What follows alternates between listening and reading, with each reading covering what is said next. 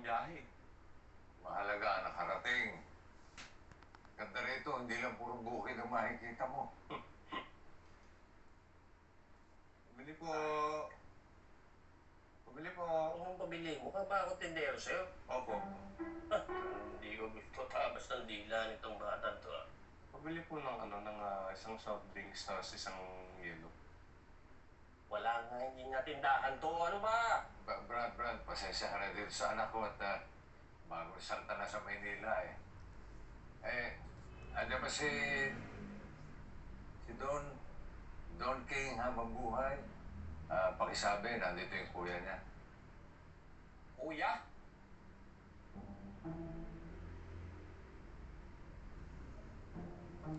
Baka mga scammer kayo. Hindi ako nagbibiro, Brad. Ako talaga ang kuya niya. Nandiyan pa siya? Matagal na kami hindi nagkikita eh. Kuya, hindi po kami masamang tao.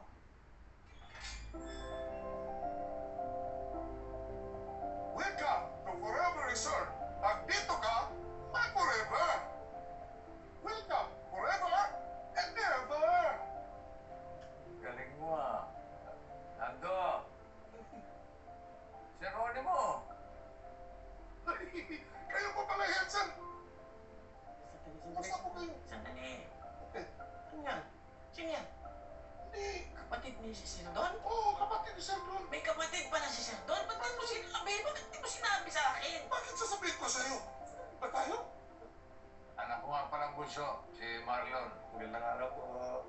Ay, ang tangkad mo, anak, ha? Ay po kayo. Ay po kayo, sir.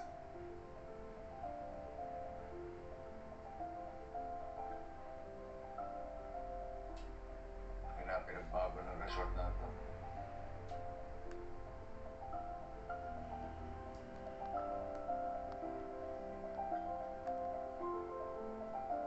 Dapat lahat ng facilities mo, kung anong makikita mo, IG-worthy dapat. Yung pag pinicture mo, ipopost mo agad-agad. Ganun mo eh. Malakas ka sa akin, sabi mo eh. Palakpak para kay paring Andrew. Saka pare, isa pa pala, papaalala ko lang sa'yo. Yung highway sa May Garcia, patapos na. Pag yun natapos, dadagsa yung mga local tourists dito. Dadami ang mga customer mo. Tapos, upgraded facilities, pwede ka na magtaas ng presyo ng entrance, Brad. Dapat lang.